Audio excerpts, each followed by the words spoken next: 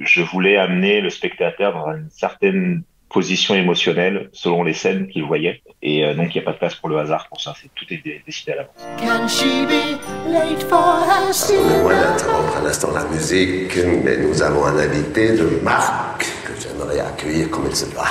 Jimmy Laporal-Trésor, réalisateur et scénariste des Rascals, est donc aujourd'hui en notre compagnie. Bonjour Jimmy Laporal-Trésor, comment vous allez après les 7 premiers jours d'exploitation de votre premier film? Ah, bonjour, ça va. Ça va? Très serein. Ouais. Serein. Vous avez déjà commencé à avoir des premiers chiffres sur l'influence en salle? Oui, on a les chiffres. On a fait un démarrage à un petit peu plus de 20 000 entrées. Ok. On attendait le double. Donc, bon. Voilà, c'est comme ça. Bah, peut-être que le bouche à oreille ensuite va faire fonctionner aussi un peu plus le film, puisqu'il est quand même assez bien reçu. Nous, on a en tout cas chez The Cinema Show, on est assez contents, puisque la semaine dernière il y avait Les Survivants de Guillaume Réunusson, qui était aussi un premier film et qu'on avait trouvé vraiment super. Et là, on enchaîne les premiers films avec les premiers excellents premiers films avec votre film Les Rascals. Avant d'entrer dans les détails du film, est-ce qu'on peut rapidement revenir sur vos précédents projets, notamment le court-métrage Soldat Noir pour lequel vous aviez été nommé au César l'an dernier? Oui, Soldat Noir, c'est mon deuxième court-métrage. On avait fait un avant qui s'appelait Le Baiser, que j'avais fait en 2013, qui était un plan séquence qui dure 8 minutes. Et Soldat Noir, c'est, on va dire, le premier court-métrage fait de manière professionnelle, avec une grosse équipe, un vrai budget pour le faire. Et pour moi, ça a été la répétition générale avant de faire Les Rascals, parce qu'on a tourné Soldat Noir 6 mois avant Les Rascals. Et Ouais. j'ai tourné avec la même équipe technique après Les Rascals. Et si j'ai bien compris, c'est un projet que vous aviez écrit avant. Les Rascals avaient été écrit avant Soldat Noir, du coup. Ouais, tout à fait, parce que à la base, on a commencé à écrire Les Rascals avec Sébastien Birchler et Virak Thune, qui sont mes co-scénaristes. Il n'était pas vraiment prévu que je réalise les Rascals, parce que c'est un film d'époque, un premier film ambitieux en termes pécuniers, et Manuel Chiche, qui est le producteur délégué et distributeur du film, m'a dit très rapidement que pour un film comme ça, il faut 6 millions et qu'il aura jamais 6 millions avec un réalisateur comme moi, parce que je l'ai pas connu du tout et un casting pas connu. Donc il a été très honnête là-dessus. Et après, notre relation a évolué. Il nous a vu bosser pendant 1 an et demi, 2 ans. Il a vu le sérieux qu'on mettait dans le travail, qu'on maîtrisait bien le sujet. Et puis avec mes camarades, on avait un petit gimmick à chaque version qu'on rendait à Manuel. On mettait que c'était un film réalisé par moi. Et un jour, il me convoque, il dit, OK, tu vas faire le film, mais tu n'auras pas 6 millions pour le faire. C'est toujours chaud. J'ai fait, ouais. Il m'a dit, ça sera pas plus de 3 millions. J'ai fait, ouais, il n'y a pas de problème, je te le fais, le film. Et il m'a dit, écoute, s'il n'y a pas de problème, tu me fais le film. D'abord, tu me refais un autre court-métrage qui peut me prouver que tu es capable de faire les années 80 avec pas beaucoup de thunes. Et c'est comme ça que Soldat Noir est né. D'accord. Bon, alors c'est bien, il y a, par une sorte d'obligation, il y a quand même eu un film marquant avant qui vous a permis aussi de rentrer de plein pied dans les années 80 avec Les Rascals. J'ai lu que c'est ce qui vous a donné le goût à l'écriture, c'est le jeu de rôle Donjons et Dragons. Est-ce que c'est vrai? Ah ouais, c'est la pure vérité. J'étais un gros geek.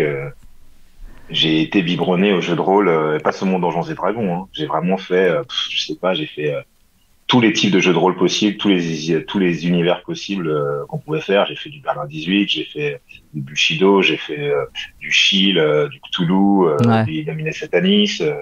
Bon, les rôlistes qui écoutent savent que ce sont pas forcément des jeux de rôle qui sont mainstream. Non, c'est vraiment des trucs de puristes. Rêve de Dragon aussi, c'était un de mes jeux de rôle préférés. Et vous avez Dark toujours... Down, L5K, voilà, plein comme ça, quoi. Et vous avez toujours le temps de jouer un peu maintenant ou ça y est plus du tout? Non. Mais en fait, à partir du moment où j'ai commencé à écrire pour le cinéma, j'ai naturellement arrêté de faire du jeu de rôle parce que j'avais plus le temps déjà. Et puis en vieillir, moi j'ai arrêté vraiment le jeu de rôle aux alentours de l'âge de 30 ans. Ouais. J'ai joué à ça pendant une vingtaine d'années. Et c'est vrai que même si des fois, encore aujourd'hui, j'éprouve l'envie de peut-être me refaire une petite partie comme ça pour le plaisir, déjà je retrouve pas de joueurs, donc ça arrive pas, quoi. Ouais, il faut du temps. Et en plus, c'est vous qui masterisiez du coup les parties, donc qui écrivez tout, j'imagine. Ouais, mais pas tout le temps. C'est-à-dire qu'il y avait des univers où j'étais joueur et d'autres univers où j'étais MJ. Et effectivement, ça prenait du temps, mais par contre, de mes années jeux de rôle, ce qui m'est resté, c'est ma manière de préparer mes scénarios. Donc, je me documente beaucoup, je lis beaucoup de choses pour me nourrir et faire de la fiction après derrière. Et ça, c'est ma méthode de travail, en tout cas en scénariste. Ça m'a pas quitté, ça. Bah ouais, Et non. aussi le truc, le plaisir d'aller, parce que c'est la logique du jeu de rôle, quand on fait un scénario, c'est pour vraiment s'adresser à 5-6 joueurs qui vont rester éveillés toute la nuit. Donc, faut vraiment réussir comment dire, à capter leur attention tout le temps. Il faut qu'ils soient tout le temps sous tension aussi. Et donc, du coup, ça aussi, je pense que indirectement, ça influe aussi sur la Mhm. manière d'écrire les scénarios de films. C'est intéressant ce que vous dites là. On va d'ailleurs embrayer sur votre travail d'écriture donc sur ce film-là. Qu'est-ce qui vous a attiré sur ce sujet des bandes de chasseurs de skins dans les années 80? Je crois qu'il y a un livre photo qui vous a donné envie d'écrire ce projet. Ouais, c'est le livre de Gilles Cohen. Il a photographié, qui s'appelle Viking et Panthers. Il a photographié deux bandes en 82-83, les Black Panthers et les Dead Vikings, qui sont deux bandes rockabilly de l'époque. Et ce qui nous a intéressé déjà avec Seb et Virac c'était d'écrire une histoire de bande, parce qu'on est tous des fans du genre film de bande Ok. qui a inondé un petit peu le cinéma populaire au début des années 80, que ce Mhm. soit Les Guerriers de la Nuit, Outsiders, Ouais. Rusty James. Et on s'était fait la réflexion que le cinéma français était pauvre de ce côté-là. On n'avait pas vraiment de films de bande. On a des films de copains, mais des films de bande à proprement parler, on n'en a pas. Et donc, et en même temps, on faisait le constat que c'est assez étrange parce qu'il y a une vraie culture des bandes dans le Paris des années 80. Il y avait plein de bandes partout, il y avait plein d'histoires de bandes, des rumeurs, des gens qui se battaient, des règlements de compte. Et on n'a pas ça dans notre cinéma, donc ce serait intéressant de le faire. Et en plus, les années 80, il y a un côté aussi graphique, parce qu'il y avait ce qu'on appelait les tribus aussi à l'époque. Chaque groupe avait une façon de penser qui allait avec la musique et les vêtements qui allaient avec. Et donc, du coup, ça donne tout de suite un univers graphique qui est super fort. Ouais. Toutes ces raisons donnent envie de faire un film dans ces ambiances-là. C'est vrai qu'on est assez étonné de voir que des bandes comme ça ont existé en France dans les années 80, d'autant plus qu'elles se réclament à la fois de la culture hip-hop qui arrivait, mais aussi de celle plus américaine des années 50, rockabilly, comme vous l'avez dit. Est-ce que vous êtes inspiré d'une bande existante pour les Rascals, ou c'est complètement inventé, en tout cas le nom de la bande? Non, on a inventé la bande. En fait, pour vraiment simplifier les choses, c'est comme si les Rascals, c'est le même procédé que Forrest Gump. Ouais. Forrest Gump, c'est un personnage imaginaire qu'on plonge dans un univers historique, historiquement vrai, mais son parcours de vie est complètement fictionné. Et c'est la même chose pour les Rascals. C'est-à-dire qu'on a un décorum autour des Rascals qui est vérifiable, mais en attendant, leur trajectoire de vie est complètement fictionnelle, quoi. Et pourquoi avoir choisi du coup ce nom-là, les Rascals? Vous avez hésité avec plusieurs? Non, en fait, dès le départ, à la base, on cherchait un titre qui puisse se dire dans toutes les langues, parce que enfin, on avait l'impression qu'on gagnait à quelque chose si jamais le film sortait à l'international, Ouais. d'avoir un titre qui puisse se dire en anglais, en français, sans problème. Et donc, et qui reflète aussi l'état d'esprit de cette bande. C'est une petite bande de petits loulous, quoi, c'est des petites canailles, c'est un peu des vauriens. Et le terme en anglais pour ça, c'est rascal. Donc on a gardé ce terme. Et après, on s'est rendu compte qu'en plus c'était l'anagramme de Lascar. Ouais. Vraiment, ça marche bien de garder ça.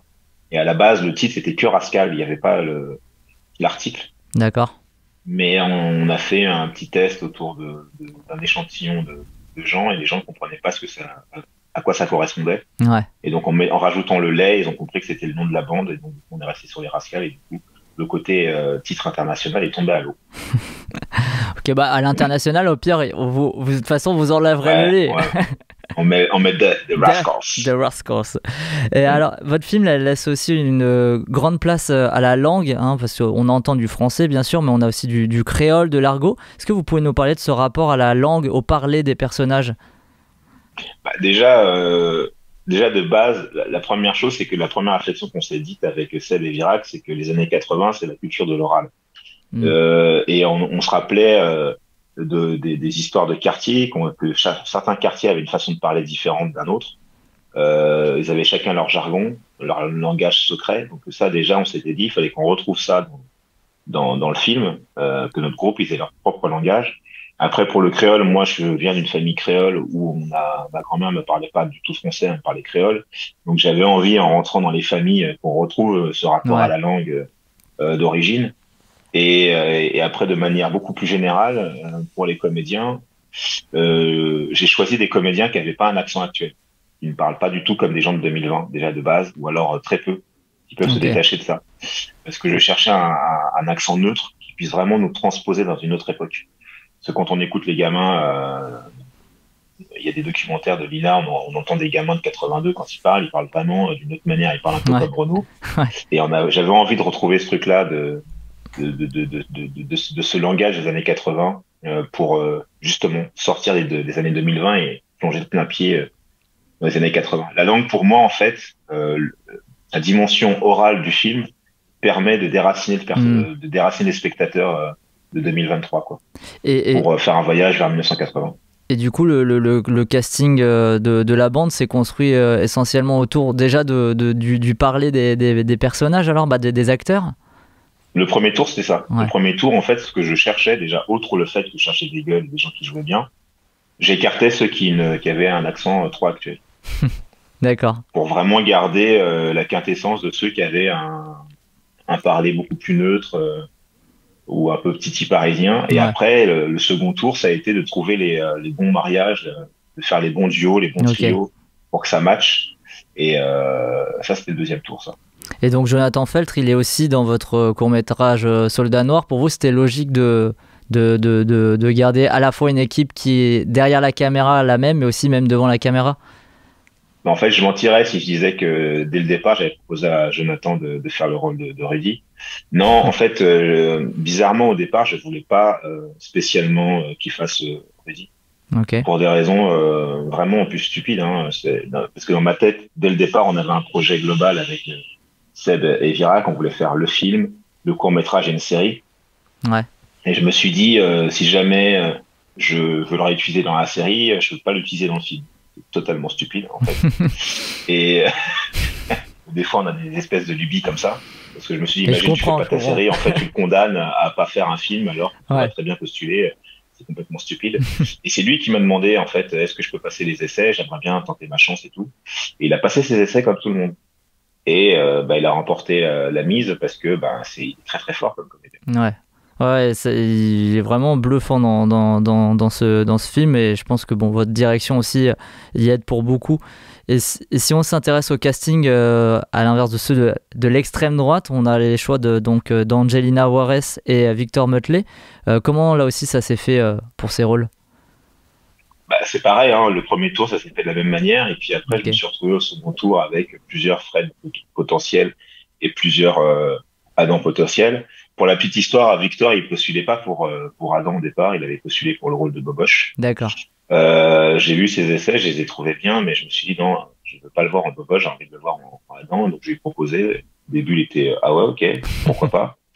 Et finalement, il a fait les essais. Et deuxième tour, donc j'ai fait plusieurs couples Fred, Adam. Je les ai passés un essai. En fait, ce que je recherchais, c'était vraiment une alchimie animale. Le truc, quand on voit deux personnes dans la rue, on se dit, ils sont faits l'un pour l'autre. Et je recherchais ça, en fait, dans l'essai. Au-delà du jeu, c'était ça que je recherchais, cette alchimie naturelle. Et donc, du coup, je leur faisais passer un essai à une improvisation sur une scène typique des années 80. À l'époque, on faisait des petites annonces dans le journal pour dire, écoute, je serai à telle station de métro, à telle heure, habillé comme ça, et je t'attendrai jusqu'à telle heure. Parce que on n'avait pas les réseaux sociaux, et ni les téléphones portables, donc fallait bien trouver un moyen de communiquer, et donc ils avaient cette contrainte, et comment en fait la première rencontre se fait. Et quand j'ai vu Angelina et Victor faire cette impro devant mes yeux, j'ai tout de suite vu Fred et Adam. Il y avait une alchimie naturelle qui se passait sous mes yeux. Rien d'artificiel, c'était là, quoi. Donc du coup, le choix a été assez simple. Il y a quelque chose que j'ai aussi beaucoup apprécié dans votre film, c'est que dans une majeure partie du long métrage, on ne sait pas forcément où l'histoire va nous emmener. Et contrairement à beaucoup de films où on peut facilement deviner la suite des événements, bah, ça fait du bien. Et je pense que ça s'explique peut-être par la construction de votre long métrage qui oppose à la fois Rudy et Frédéric. Pourquoi avoir fait le choix de donner autant d'importance à ces personnages de deux camps différents? Déjà, nous, on veut pas faire un film manichéen et le problème, c'est que si on était resté seulement du côté de Rudy, on aurait travaillé sur des archétypes de personnages d'extrême droite et ça aurait été très caricatural et pas vraiment intéressant, je pense. Parce qu'il y a quand même une règle déjà de base quand on travaille dans la narration, c'est que on le sait tous, hein, quand on regarde des dessins animés, par exemple, on sait que pour réussir un bon dessin animé, il faut bien réussir son méchant. Et en général, on se rend compte dans les dessins animés que les méchants sont très développés. Ce qu'on fait pas forcément en fiction. Et c'est une erreur, en fait. Et donc, du coup, nous, on est parti de ce truc il faut vraiment, pas qu'on ait un monde blanc ou noir, il faut vraiment qu'on ait une espèce d'univers un peu gris, où les repères sont un peu flous et en même temps, on sait où est la moralité et on sait où n'est pas la moralité. Et donc, c'est comme ça qu'on a travaillé la chose. Et pour moi, Frédéric et Rudy, ce sont les deux faces d'une même pièce. Quand on regarde bien, ils ont une trajectoire diamétralement opposée. Mais en vrai, c'est un peu le yin et le yang, quoi. Les deux sont victimes d'injustice et ils réagissent pas de la même manière. Il y en a un qui qui rejette la violence au départ et qui finit par succomber à cette violence. Et de l'autre côté, il y a une jeune fille qui est directement happée par cette violence et qui va comprendre trop tard que c'est pas la solution. Donc c'est vraiment deux trajectoires diamétralement. Et c'est assez drôle parce que sur ce point-là, j'ai vraiment l'impression que vous êtes un peu dans une sorte d'anti-West Side Story en fait. Je sais pas ce que vous en pensez. West Side Story, au début du film, moi je m'attendais à voir peut-être un truc comme ça, à avoir une histoire d'amour qui allait se créer avec les deux camps opposés, alors que finalement là, on a toujours ces deux camps et ces deux trajectoires-là, comme vous l'expliquez, mais qui vont jamais vraiment se rencontrer, en tout cas pas pour les raisons de West Side Story. Oui. Non, c'est vrai que la trajectoire, c'est plus une espèce de tragédie antique, quoi. On sait qu'une fois que ça a commencé assez rapidement, on sait que ça va pas bien finir, mais on sait pas comment. Ouais. Et on sait pas, en fait, qui va payer les pots cassés. C'est comme dans une tragédie antique. C'est vrai. Parce qu'en fait, on pose une question assez simple aux spectateurs. C'est un peu une réflexion sur la loi du talion, ce film. Est-ce qu'on peut se faire justice soi-même? Et cette question, elle arrive assez rapidement chez le disquaire, quand on est confronté sans spoiler, mais en tout cas un certain regard posé sur une agression. Tout d'un coup, on est plongé dans cette réflexion malgré nous. Et on la vit, cette réflexion, en tant que spectateur, aux premières loges. Et ce qui était aussi important pour Seb et Virac, et moi, c'était de surtout pas faire un film démagogique, de pas faire la morale. C'est-à-dire que nous, on pose des questions aux spectateurs et chaque spectateur, en fait, arrive à ses propres conclusions, selon sa sensibilité, son expérience de vie.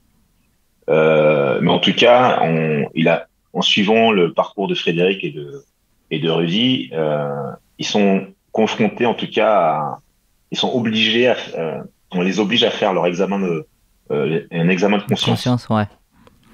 Et je pense que la force du film réside là. C'est vrai, et elle réside aussi, je trouve, dans votre réalisation, et j'aimerais qu'on s'y attache un petit peu. Comment vous travaillez la mise en scène de votre film? C'est très préparé en amont ou vous laissez quand même des choix sur le plateau? Non, c'est très préparé. En fait, il y a un réalisateur que j'aime beaucoup, c'est Georges Clouzot. Ouais. C'est un réalisateur qui préparait tout, quoi. Il découpait tout, il storyboardait tout. Il laissait pas vraiment de place au hasard. Après, ça n'empêchait pas que de l'impromptu pouvait arriver après pendant une prise de scène, mais tout est préparé. Moi, mon film, j'ai découpé. Tous mes plans sont pensés parce que déjà l'écriture, et ça s'est confirmé après au découpage, je voulais amener le spectateur dans une certaine position émotionnelle selon les scènes qu'il voyait. Et donc, il n'y a pas de place pour le hasard pour ça. tu es obligé de penser à l'avance, ok, dans telle séquence, le spectateur, il va ressentir telle émotion. Et donc, comment moi, à travers mon découpage, je vais le faire ressentir cette émotion-là. Et donc, il n'y a pas de place pour le hasard pour ça. Tout est décidé à l'avance. Mais en tout cas, on le sent, il y a un super travail aussi sur la lumière dans votre film. Ça passe aussi avec, j'imagine, avec votre relation avec Romain Carcanade, qui est votre chef opérateur. Il y a aussi un plan séquence assez virtuose lorsque Rudy et Sohan donc discutent dans un escalier. Comment vous avez réalisé ce plan? En fait, parce que je veux le refaire, c'est pour ça. Ce plan-là, à la base, c'était une scène qui devait se passer dans un ascenseur. Et quand j'arrive, on fait des repérages. J'arrive dans la cité Jardin des Lys, qui est un quartier aux Ulysses. Ouais. Je vois cet escalier extérieur et directement, en fait, il y a cette image de scène qui se passe sous mes yeux. Et je me dis, mais en fait, non. On va faire cette scène comme ça parce que ça nous permet de voir aussi le cadre de vie des Rascals. Et en même temps, ça correspondait aussi à mon envie de faire un film qui soit libre, toujours en mouvement. Et donc c'est pour ça qu'en tout cas, ce qui m'a poussé à faire ce choix-là, ce sont tout simplement le décor qui m'a plu et qui m'a suscité des images fortes. Et ensuite, justement, on s'est posé la question, mais comment on va faire? Parce qu'on pouvait pas faire ça à la grue. Ouais. Parce que forcément, on aurait vu la grue, on n'aurait pas eu le temps de l'enlever du champ. Après, il aurait fallu l'effacer et ça coûte cher. Le drone, pour moi, c'était pas envisageable parce que c'était pas la même qualité d'image. Et donc, du coup, il a fallu trouver une solution. Et ça, la solution, c'est Stéphane Gallou, qui est mon chef machinot sur le film, qui a trouvé une solution inédite. Il a fait un système de poulies. Alors là, c'est un petit peu compliqué à vous expliquer, mais en gros, la caméra, elle est fixée sur un support. D'accord. En haut de l'immeuble, il y a une espèce de poulie avec une corde. Donc, la corde, elle est tractée par 2 machinots. Ok. Et au bout de la corde, donc il y a le support où la caméra elle est posée, donc tout en haut de l'immeuble. Et quand les machinots avancent, la caméra descend à la même vitesse que les acteurs. D'accord. Une fois qu'on est arrivé en bas, 2 autres machinots attrapent la caméra qui est sur le support, l'enlèvent du support, et donc du coup on fait faire un petit peu les cadreurs, et ils vont reculer en même temps que les comédiens. Et les 2 autres machinots qui tirent à la corde repartent en courant très vite pour faire remonter le support qui supportait la caméra quand elle descendait le long de l'escalier. Et c'est comme ça qu'on voit rien du tout. Et il y a eu combien de prises sur ce plan-là? On n'en a pas fait tant que ça parce que en vrai, je pense qu'on a dû faire. Je crois qu'on en a fait 5 ou 6. D'accord. Ok. Et pour trouver le bon rythme, parce qu'il y a des erreurs de texte des fois, mais ouais, on n'a pas fait tant que ça. En fait, globalement, on a tourné 35 jours, on avait 18 nuits, 17 jours, et on a dû faire une quinzaine d'heures supplémentaires. Donc, on a été très efficace sur toutes les scènes.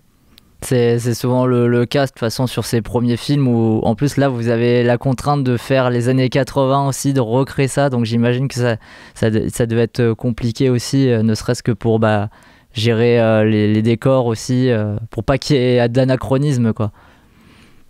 Ça, il y a un gros travail de repérage déjà de base qui a été fait avec Gwenaël Durieux. Il fallait déjà trouver des espaces qui étaient déjà bien dans leur jus pour avoir moins d'intervention possible parce qu'effectivement, on n'a pas beaucoup d'argent. En plus, moi, je tourne en scope, donc du coup, on se facilite pas la tâche. Mais déjà, du coup, on savait par rapport à nos repérages que quand on posait une caméra dans un certain axe, il n'y avait pas beaucoup de travail après à faire en plus. Et après, c'était comment nous, la réflexion, c'était comment on nourrissait le cadre pour matrixer en fait le cerveau des gens. Et ça passait par le son, par les habits, par la colorimétrie de l'image, par des accessoires. Et après aussi sur où on attire l'attention du regard du spectateur dans l'image aussi. Donc, tout ça, c'est un travail concerté aussi. Pendant la préparation, toutes les semaines, on se retrouvait, équipe décor, costume, lumière, maquillage et même coiffure, pour réfléchir chaque scène, pour dire, OK, dans telle scène, on va faire ça, on prend telle décision, on va utiliser telle couleur. On peut pas utiliser cette couleur-là parce que ça va pas aller par rapport à la lumière, machin. Donc tout était vraiment très pensé. Voilà.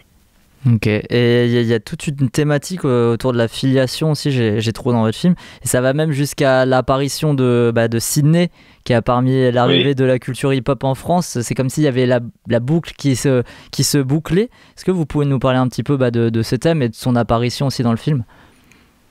Sydney, c'est vrai que dans le film, on parle d'un ancien monde qui était plus tourné vers les années 50, où on écoutait du rockabilly, c'est les anciens, et il y a une nouvelle génération qui arrive avec une nouvelle musique qui va avoir de l'importance, pas tout de suite, mais dans quelques années, pour la jeunesse de banlieue. Et à ce moment-là, elle n'existe pas encore vraiment, c'est balbutiement. Et on est vraiment à la passation de pouvoir. C'est pour ça que Mitch, lui, il est plus dans cette nouvelle génération de hip-hop, et son oncle, qui a pourtant 3-4 ans de plus que lui, il est dans ce monde tourné vers le passé, quoi. Et on avait cette scène qui est censée retranscrire les ambiances qu'il y avait à la Grange Aubert à l'époque. Et Sidney, c'est un peu lui qui a ramené ce qu'on appelait à l'époque le Smurf en France, grâce à son émission HIP. Et c'est un peu notre Madeleine, parce qu'avec Virac et Seb, on est fin 70, on a découvert Sidney à la télé, on avait 7-8 ans. Et on s'était dit, ouais, c'était très dingue s'il pouvait faire son propre rôle, quoi. Et donc, on lui a envoyé le scénario. Il a vu Soldat Noir, et il nous a dit, OK, je le fais. Et c'était vraiment un petit kiff. J'imagine. Et d'ailleurs, vous en parlez, vous me dites, vous aviez 7-8 ans dans ces années-là. Est-ce qu'il y avait un côté nostalgique à essayer de refaire revivre cette époque-là? Je sais pas si c'est de la nostalgie, parce que quand on regarde bien, mon regard, il est pas si tendre que ça sur l'époque. Que ce soit sur les Rascals, que ce soit sur la bande d'Adam bon, ça on peut le comprendre, mais même sur les Rascals, finalement, j'ai pas un regard si tendre que ça, parce que c'est pas non plus des enfants de cœur, hein, c'est des mecs qui volent, c'est des mecs qui ont un peu le coup de poing facile aussi, ce qu'on appellerait des petits voyous en fait maintenant. Donc même si après on passe beaucoup de temps avec eux, c'est pas forcément des mecs rangés, des mecs c'est pas des enfants de cœur, quoi. Donc je porte un regard, j'essaie de porter un regard critique sur cette époque, et en même temps, en portant ce regard sur cette époque, on se rend compte qu'il y a pas mal de points communs avec aujourd'hui, et que c'était il y a 40 ans, mais que finalement, est-ce qu'on a beaucoup avancé sur beaucoup de points? Je sais pas. Ouais, c'est vrai qu'il peut rentrer là en vous écoutant parler aussi en écho avec un autre film qui cette année a fait intervenir des personnages d'extrême droite en méchant. Je pensais à Athéna, je sais pas si vous l'avez vu et ce que vous en avez pensé. Ah là, non, mais c'est toujours dur de parler des films des autres, en fait. Surtout quand moi je l'ai pas aimé. Donc, je vais pas en dire du mal. C'est pas classe. Non mais je comprends, parce que en fait j'ai surtout pensé à ça dans le fait que vous, sur votre film, vous avez essayé de travailler votre méchant et vos méchants, alors que dans Athéna c'est vrai que c'est pas forcément le cas. Vous pouvez en parler, en fait, mais c'est pas très éthique de ma part. Non mais je comprends. Vous faites pas du cinéma, mais moi donc j'en fais un peu, mais j'en parle. On peut pas parler de votre long métrage sans évoquer la musique, que ce soit la bande originale de votre film, mais aussi toutes les chansons d'époque utilisées. Est-ce qu'il y avait une problématique à faire cohabiter cette musique originale avec toutes les autres? Non, pas du tout. En fait, dès le départ, il y avait la musique diégétique, toutes les musiques qui sont immergées dans les scènes, et ça c'était très simple pour nous, parce que c'était des musiques qui sont souvent liées au lieu dans lequel les personnages sont plongés. Donc ça nous permettait justement, ce que je disais tout à l'heure, de donner une identité forte à chaque lieu qu'on visitait. Quand on arrive au concert, c'est du punk. Quand on est dans la famille, on a de la musique plutôt antillaise. Et donc du coup, ça nous permet vraiment d'identifier chaque lieu de manière très forte. Quand on est au bar un petit peu vieillot, le barman parle l'argot, et en même temps il y a du Brassens en arrière-fond. Donc tout ça participe à donner une ambiance à chaque fois au décor. Donc ça c'était très simple, parce que ça s'incorporait de manière, c'était presque un élément de décor, on va dire, cette musique-là. Et après, la musique de film, Telle Grèce, comme je disais tout à l'heure, c'était donner une identité rock'n'roll et caribéenne au film. Donc tout ça, ça s'intégrait bien. Et comme Delgrès a fait la musique sur le montage final, du coup, ils avaient les images quand ils composaient. Ok. La musique a été tout de suite organique Ouais. par rapport aux images. Mais c'était le mot que j'allais dire, organique, c'est vrai que ça fonctionne super bien. Certains articles de presse vous comparent avec ce film au Spike Lee français. Qu'est-ce que vous pensez de cette comparaison? C'est flatteur, mais en vrai, j'aime pas trop le délire de dire t'es le Spike Lee, machin. Moi, je suis moi-même, je fais mon cinéma. J'ai beaucoup d'admiration pour le cinéma de Spike Lee, mais je suis pas Spike Lee, je suis Jimmy Laporal Trésor. J'arrive avec ma propre identité, avec ma propre marque. Voilà. Et il y a des films du coup, ou même autres œuvres que du cinéma qui vous ont influencé pour la réalisation de ce long métrage, Les Rascals? Ouais, il y a 2 films qui m'ont orienté dans la DA. D'ailleurs, qui prouvent en fait que je suis pas du tout nostalgique parce que il n'y a pas de fétichisation des années 80 comme on peut le voir souvent dans des œuvres où c'est très glamour, très coloré. On a Stranger l'impression Things. ouais, voilà, mais j'adore. Hein. Ouais. Mais il y a ce côté de se dire qu'avant c'était mieux. Moi, ce qui m'intéressait, c'était de décrire un Paris un peu coupe-gorge, dangereux, comme par exemple c'est la proposition de Chao Pantin, par exemple. Chao Pantin, le Paris qu'il filme, c'est un Paris qui est crade, qui pue, qui est dangereux, qui est coupe-gorge. Et en même temps, il y a une DA en termes de lumière très tranchée. Quand tu utilises les lumières rouges, les lumières vertes, c'est très très très prononcé. En même temps, c'est très signifiant aussi. Donc ça, c'est une direction qui m'a pas mal inspiré pour les Rascals. Et le deuxième film, c'est un film allemand. C'est Moi, Christiane F., 13 ans, prostituée, où la lumière est très froide. Pareil, c'est un film qui date de 81, je crois.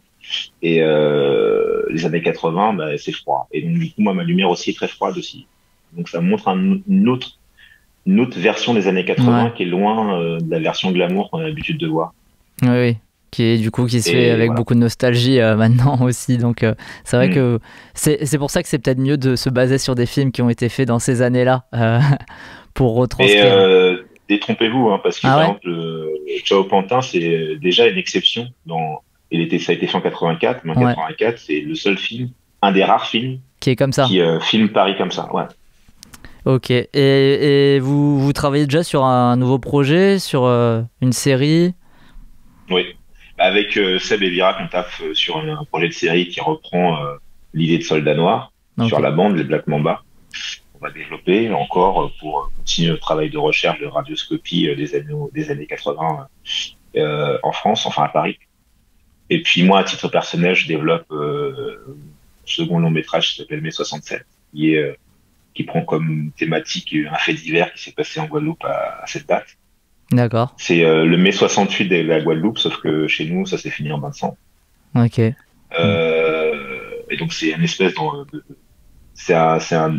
comment dire, c'est un drame politique, on va dire. D'accord. Voilà. Et puis après derrière, on a d'autres projets qui sont encore en discussion, mais il y a pas mal de choses qui sont enclenchées. En fait, j'ai la chance d'avoir des producteurs qui veulent me donner la possibilité de m'exprimer comme je veux. Et donc, du coup, c'est hyper appréciable parce que du coup, j'ai pas cette pression de vouloir absolument rentrer dans un moule pour pouvoir avoir la chance de refaire d'autres films. Donc, je peux m'exprimer librement et ça, c'est très précieux. Ok, et on a hâte de suivre du coup ces prochains projets-là.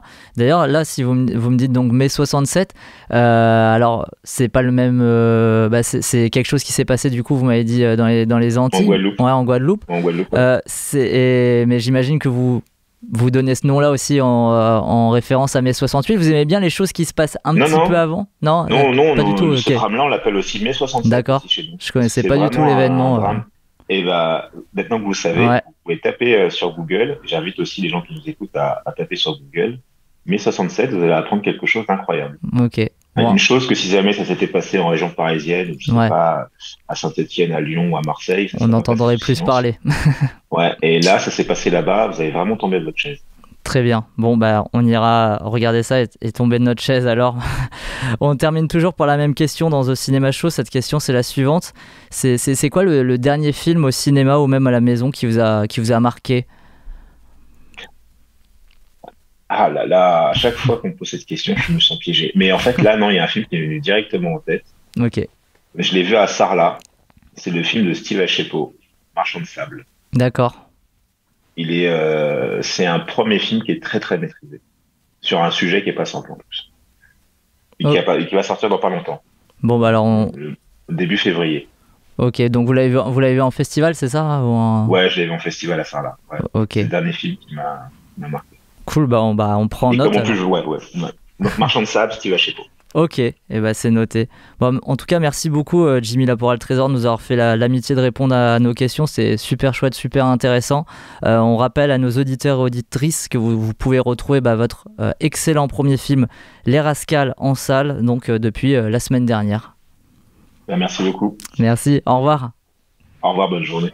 Can she be late for her cinema?